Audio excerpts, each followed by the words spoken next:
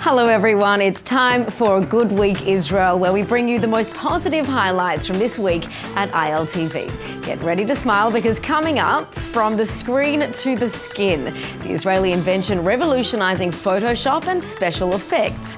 What the meat, the Israeli invention printing plant-based protein, and music to our ears. Major studio label Universal is setting itself up here in the Holy Land, putting Israeli artists on the world stage. Have you ever wanted to plaster on a totally different face to the one you have? Well, you shouldn't, because you're beautiful just the way you are. But if you did, let's just say, an Israeli inventor has the solution. Aaron Porras has the details. Almost like using temporary tattoos, a new technology has its eye on the prize. Taking photoshopped image trickery off the computer screen and bringing it into the real world has long been just out of reach. But not anymore, thanks to Israeli photographer and industrial designer Guy Aon and his body piece technology.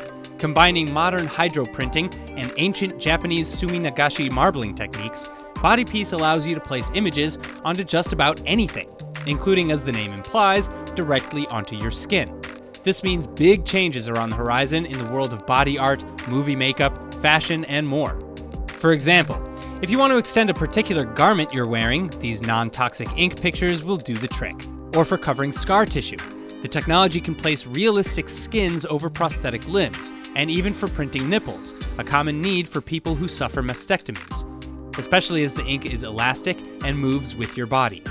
The possibilities are seemingly endless, and Aon hopes that his first products will hit the market in 2021.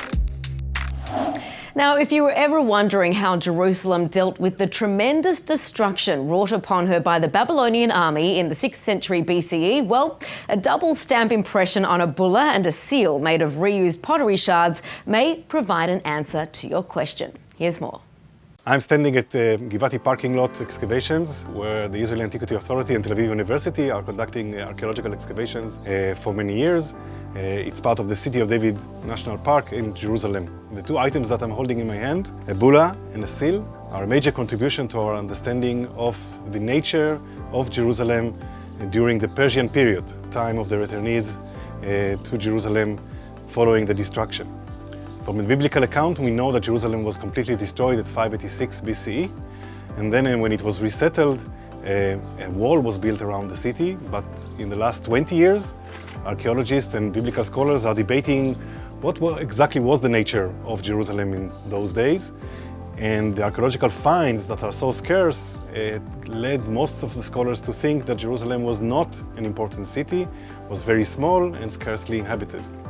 In the excavations that we are holding here, we found that this building was kind of resettled during the Persian period. It's a kind of a clue for a very different way of living. These two items that I hold in my hand are, as mentioned before, evidence to the relatively complex administration conducted here in Jerusalem during the Persian period. The first is a seal, a relatively big one, probably used to seal containers as jars or something like that, and not small items as letters. This was made on a local sherd. Someone just took a broken vessel and engraved the seal into it.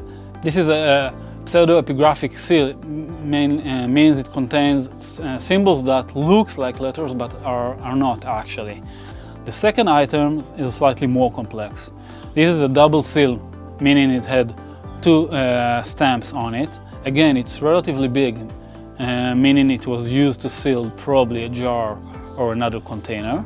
In the impression we can see a figure, probably a king, sitting on a big chair, and a post standing in front of him, most probably the symbol of one of the Babylonian gods, Nibu or Mordech. Such items are relatively rare in Israel. Few were found in several sites. 3 of those were found in En-Gedi, in a structure that is usually associated with a bureaucracy, most probably the place where a local governor was seated. These two items join other things that we found, like, for example, a large quantity of fish bones that tells us that people were eating here food that got from distant from the sea, faraway places, and pottery items that are, one of them has the face of a bess, that tells us that there were connections between Jerusalem and the inhabitants of other parts of the land. Now, to start this next story, here's a quick riddle. What do you get when you cross the need for sustainable meal making with a Play-Doh extruder? Give up? Well, it's something that can help save the planet. Check this out. Believe it or not, this is the future of the meat industry.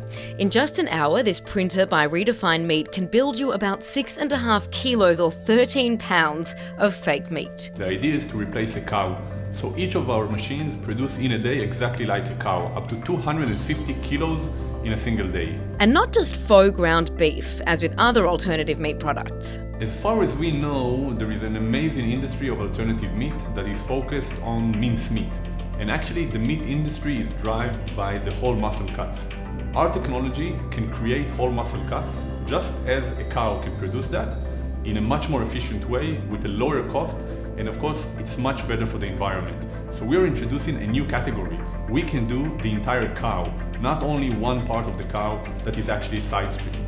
Steaks, roast, slow cooking, grilling, everything that an animal can do, we want to do the same or even better. And best of all, it's part of a push to save the planet. This is the biggest problem we face today as humanity, and this is the best way to fight climate change, to deliver healthier solutions and food to the entire population of the planet. Now moving out of the lab and into the kitchen, many restaurants and hungry restaurant goers are already showing interest. I think 3D printed meat is a really great idea. As soon as the taste will be as good as the regular meat, I will definitely try it. Using the 3D printer for making food helps to protect the environment, protect the animals, protect by killing innocent animals. That's good. I'm looking forward to try this. So how do they do it? Food engineer Alexei Tomzov lays it out. We analyze the different components that make those beautiful cuts and try to figure out which are the key components that we need to mimic in order to achieve those beautiful cuts of meat. We identified three main components: the muscle, the blood, and the fat. These are the components that we need to mimic in order to reach the perfect, beautiful steak. And using a soybean-based formula, the final product not only looks the part, but supposedly cooks and tastes like the real thing too. At the end of the day, technology is important, but what's more interesting is to have a really delicious and tasty food product that you can cut through and have a bite and be excited. Ever heard of the drip irrigation system? Well, it's only the most efficient water and nutrient delivery system for growing crops, and it was invented here in Israel. ILTV went to visit the pioneers of this water-saving technology. Check it out. Israel has been known worldwide for breakthroughs in the agricultural industry. And today we're going to visit a place that not only pioneered these innovations, but remains industry leaders in the world of agriculture. A drought or an ongoing lack of water is every farmer's worst nightmare. And here in Israel, the agricultural community is no stranger to arid, dry conditions. One company has revolutionized the way farmers use water, allowing producers to grow plants which yield a bigger quantity of better quality crops, all while using less resources. So you can grow a cornfield when you flood irrigate it, and you're going to probably use around, for 1 hectare, around 12,000 cubic meters to grow that hectare of corn. When you switch to drip, you're going to save 50% of that water, using around 8,000 or 7,000 cubic meters for that same hectare. That's a lot of water. The original drip irrigation product, manufactured by Israeli company Netafim, pioneered the drip revolution. It's a type of micro-irrigation system which allows water to drip slowly to the roots of the plants, where the water is absorbed directly by the roots, minimizing evaporation and other forms of wastewater. So, first of all, we have the flex net, which is drawn all across the field. It's a flexible pipe, which can go in and out very easily from the field. And then to each one of them, we connected the dripper lines, and all across the dripper lines we have the drippers, as you can see over here. We are putting the exact amount of water in each one of these areas next to each one of the plots. So we're not just flooding the water, flooding the entire field. This gives farmers the chance to know precisely how much water or fertilizer their crops are getting. So the water goes into the dripper lines from here. Yeah, it goes all the way here. It goes up from the pressure, There's anti-clogging capabilities here, flushing it directly into the pipe. Only clean water goes out from the hole in a very precise and accurate way. So when you're first looking at this, it looks like such a simple solution. Like how did people not think about It's this? simple, but it's such a long time ago? sophisticated. But then again, once you're getting into the details of it, there's a lot of... There's a lot of thought of it. It's micro product, which is protected by many patents, but produced here only in Israel, only in Hatzerim. So far, millions of farmers in more than 110 countries are using precision irrigation to grow crops while using less water. The system has also become more advanced over the years by adding new feature sets which offer expanded capabilities which are making life easier for the farmers while also increasing overall profitability. Okay, so here we can see different types of dripper lines that we have.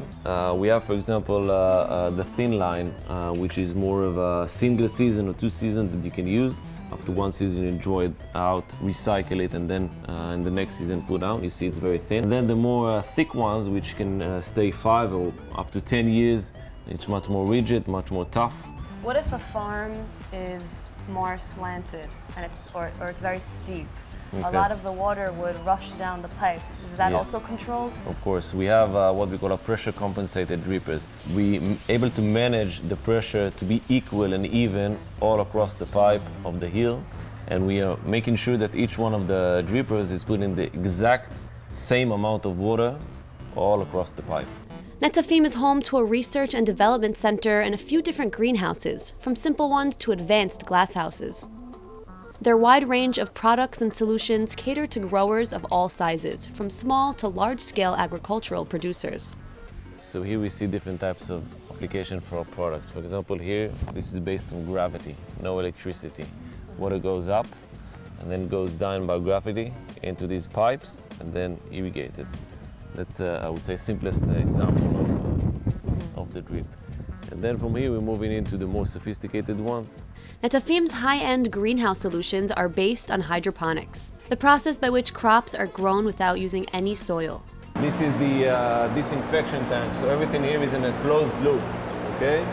All the water goes... is reused at all Exactly. the time? They took dialysis machines from hospitals, cleaned them up, and then using it to sterilize water. In each one of these, they have different fertilizers. It goes here into this machine, inject it, and then back. Everything is underground. Drainage, disinfection goes into here, and then goes back. Although this method does consume a lot of energy, it saves a tremendous amount of water. These are water with nutrients going directly over here. You see the slope. Yeah. Everything is drained over there, being collected, and then recycled again. This is basil. These are strawberries. No spraying, everything is clean, no chemicals, so it's very, very efficient. When you think of a farmer, you don't really think of someone that's so tech savvy. But nowadays, scientists work side by side with farmers, and everything is super easy with a click of a button on their phone. Exactly. So, farming is becoming much more techy, much more sophisticated on one hand, but simple on the other hand, because at the end of the day, he needs to operate his farm. He needs to make sure everything is working. With Netafim's innovative ways of monitoring and controlling the farms, the process has never been more metered and precise. Over there, we can see the tubes stuck into the ground.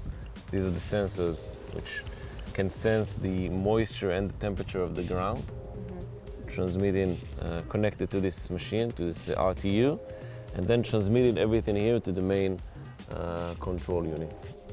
The main control unit puts all of the automated controls in a central location and is the first system to integrate monitoring, analysis, and control. So what does the future hold for Netafim and global agriculture? The systems of the future are poised to be even more sustainable with higher efficiency, embracing Netafim's philosophy of doing more with less. Every farmer, from the palm of his hand, like he's doing a lot of other things in his life, navigating, getting advices, managing his bank account, he should be able to manage his irrigation and his crop from the palm of his hand, and that's where global agriculture is going. And now let's look at ILTV's interview with the Israeli organisation Latet to carry out home repairs to help increase the quality of life of Holocaust survivors and the elderly. Well, it's a terrible fact, but 1 in 4 Holocaust survivors in Israel live in poverty, and they're not alone. As a result of the COVID-19 outbreak, the elderly in general spend nearly all of their time at home, mostly by themselves and in run-down apartments with nobody to turn to. So the need to eliminate hazards and obstacles relating to mobility, safety, and comfort has grown dramatically. Thankfully, the Israeli organization Latet, meaning to give, has carried out hundreds of home repairs to increase the elderly's quality of life at no cost to them. And here to tell us all about it is Latet founder and chair Gilles Darmon. Gilles, a pleasure to have you with us. It's a pleasure. First of all, thank you for having me today with you. As you say, it's a very painful thing that in Israel you have 1 out of 4 Holocaust survivors living in poverty. This is something that is unacceptable. So since 2007 we did many things with Latet in order to provide them assistance and bring dignity to these people, and this is what we are doing. In 2013, we understand that first things to do is to fix their home. You know, you are beyond the age of 85, 90, sure, even more. You are with no resources, no friend, and then a simple thing to fix at home, it becomes something very complex. And then we decide to enter into the home of these Holocaust survivors and to make their place a safe place. Right. And we start to adjust toilet, showers to their specific needs, to install grabs bar or ramps within the home and fix bathroom, kitchens, corridor, everything to make their home, their place where they live, a safe place too. And what else are you offering? Because you're not only doing renovations for Holocaust survivors and for the elderly. You're fully right. The idea is to provide them with a holistic aid, you know, providing food, providing emergency fund. You know, when you have to deal with glasses issues, audio devices, dental treatment, you need to find someone that will help you to do so. And this is what we are doing in Latet for the last 30 years, now, 13 years. What about loneliness? Because we understand that is a huge factor for the elderly. You know, how does Latet help out with that? First of all, you need to understand that our program is achieved by volunteers, and the volunteers are personnel volunteers, meaning that this is the same volunteer that are supporting the Holocaust survivor for years. It's almost to rebuild a kind of families around this couple of the Holocaust survivor and the volunteer. So there is a personal relationship that helps us to not to let them face the loneliness. If you take the example of the COVID crisis, from the first day we make phone call to everybody. And it's such an important service, not only to be bringing, company to these elderly who might be by themselves, but also to be creating a beautiful environment around them. So if people want to help you help them, what can they do? First of all, we still need volunteers. We still need people to support. We are a grassroots organization. We are not asking for help from the government. All we are doing is thanks to simple citizens in Israel, all over the world, people that are ready to help. So it's very simple. You go to the website of Latet, latet.org.il, and there you have the opportunity to or to contribute to the organization and the program, or to volunteer. This is really important, but because we need the help of everybody to do so, and especially for this program of renovation, we need people to help us. Certainly. Well, of course, if anybody is interested in helping out this organisation, we've got the website on the screen. Thank you for that, Thank you so much.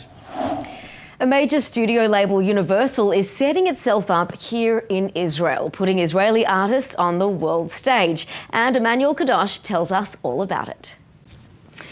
Well, we're making a quick gear change here as we move into our weekly check-in with the world of entertainment in Israel with our Emmanuel Kadosh. Emmanuel, good to see you again. You too. What are you dishing up for us today? All right, Tracy, so we have a lot to cover today as usual, and it's pretty much all revolving around the merging of international world of music and TV with Israel.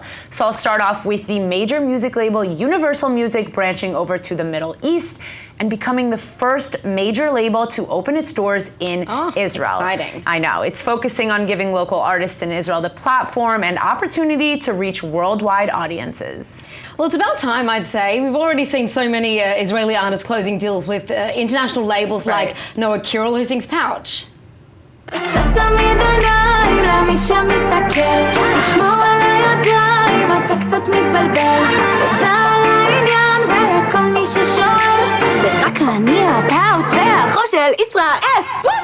Yeah, I definitely love that song. So stars like Noah Kirel, who recently signed with Atlantic Records in what is reportedly the largest music deal for an Israeli artist ever, now have the chance to be on radios all across the world and represent Israel on a much larger scale.